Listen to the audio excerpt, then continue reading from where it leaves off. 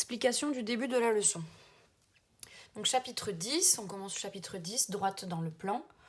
Grand 1, vecteur directeur d'une droite. Définition. Soit D une droite du plan. On appelle vecteur directeur de D tout vecteur non nul U qui possède la même direction que la droite D. Alors je vous rappelle qu'on a vu dans le premier chapitre sur les vecteurs qu'un vecteur était défini par trois caractéristiques.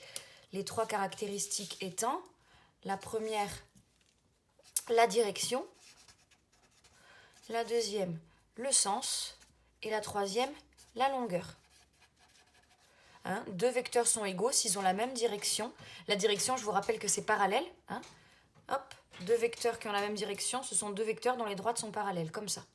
Le sens, c'est la flèche. Il peut y avoir un vecteur qui part dans ce sens, un vecteur qui part dans celui-là. Donc, le sens. Ici, ce sont le même sens. Et ici, nous avons des vecteurs de sens différents. Et la longueur, ça peut se mesurer.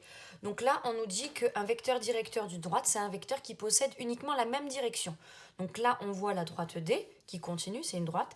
Et là, on voit le vecteur U qui possède bien la même direction puisqu'il est bien parallèle à la droite. Ensuite, on nous dit, remarque, une même droite possède donc une infinité de vecteurs directeurs. Ici, on voit la droite D. Et on voit bien qu'on peut, là, sur la leçon, on a mis 4 vecteurs directeurs de cette droite, parce que les 4 qu'on a mis, que ce soit U, que ce soit V, que ce soit W ou que ce soit X, les 4 vecteurs qu'on a mis ici, ont la même direction que la droite. On pourrait en faire d'autres. On pourrait faire un autre vecteur. Il suffit juste d'avoir la parallèle à cette droite. Donc on pourrait avoir un vecteur comme ça. Il a bien la même direction que la droite D, donc c'est bien un vecteur directeur, qu'on peut appeler Y, par exemple. On pourrait avoir un autre vecteur directeur, ici par exemple, qu'on peut appeler Z. Voilà. Donc, à chaque fois qu'on a une droite, on peut trouver une infinité de vecteurs directeurs, mais on n'en aura besoin que d'un à chaque fois. Donc, on nous dit dans l'exemple 1, déterminer pour chacune des droites suivantes un vecteur directeur. Donc là, il y a plein de façons possibles.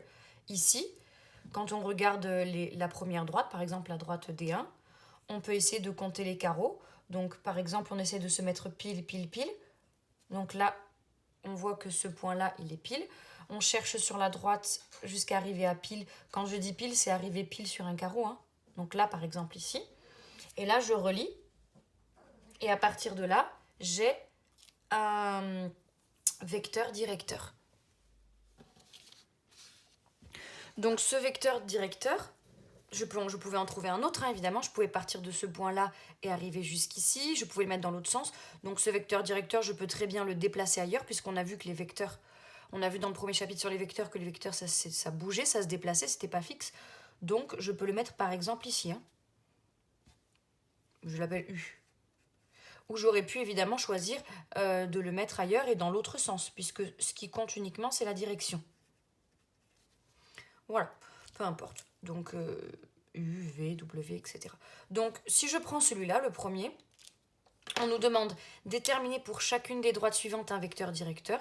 Donc là, par exemple, pour la droite D1, je peux choisir le vecteur U. Alors, quelles sont les coordonnées du vecteur? Rappelez-vous, pour lire les coordonnées d'un vecteur, on ne regarde pas sur l'axe des abscisses ou l'axe des ordonnées. On regarde uniquement où est-ce qu'on commence. Où est l'origine du vecteur? Ici. Ensuite, droite ou gauche, ici, on doit aller à droite de 1 carreau, de 1 unité. 1. Donc là, les coordonnées du vecteur, c'est 1 en abscisse. Et ensuite, est-ce qu'on doit monter ou est-ce qu'on doit descendre? Ici, on doit monter, donc ça sera positif. De 2 carreaux, 2 unités. Donc, les coordonnées du vecteur U sont 1 et 2.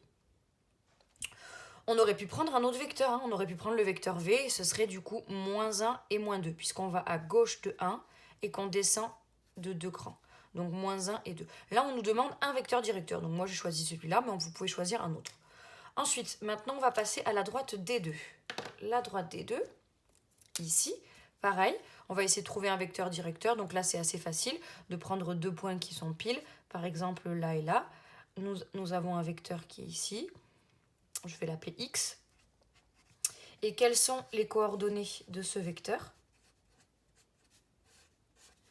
Alors, on va à droite ou à gauche, on va à droite de combien d'unités? De 2 unités, donc c'est 2 en abscisse. Et ensuite, une fois qu'on est arrivé ici, est-ce qu'on monte ou est-ce qu'on descend? On n'a pas besoin ni de monter ni de descendre, donc 0.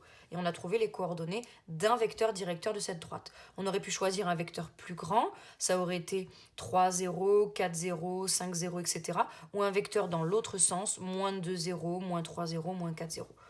Ensuite, on nous demande pour la droite D3. Donc pour la droite D3, qui est ici, pareil, il faut qu'on tombe sur 2 points qui tombent pile. Donc par exemple, ce point-là tombe pile et celui-là aussi. Donc je fais un vecteur, encore une fois, le sens ne compte pas. Je peux mettre une flèche ici ou ici, peu importe. Donc là, je mets un vecteur comme ça. Je l'appelle Y, vecteur Y, par exemple. Et ensuite, j'essaie de trouver ses coordonnées. Donc ici, je pars de là, je fais une unité à droite, donc positif, 1. Et ensuite, une fois que je suis arrivée à ici, je descends, donc c'est du négatif, je descends de 1 unité, donc moins 1. Et j'ai trouvé un vecteur directeur. Vous pouvez en prendre d'autres, évidemment. Et enfin, pour la droite des 4, qui est ici, je prends pile un point, pile un autre point. Je trace un vecteur que je vais appeler Z, vecteur Z. Donc un vecteur directeur de cette droite, c'est mon vecteur Z. Je vais à droite ou à gauche, je ne vais ni à droite ni à gauche, donc 0 en abscisse. Et ensuite, en ordonnée, je descends, donc ça sera du négatif, moins 1, moins 2, moins 3, moins 4. Donc je mets 0, moins 4. Et encore ici, vous avez le choix entre une infinité de vecteurs directeurs. Donc là, voilà, le grand 1, l'explication du grand 1 est terminée.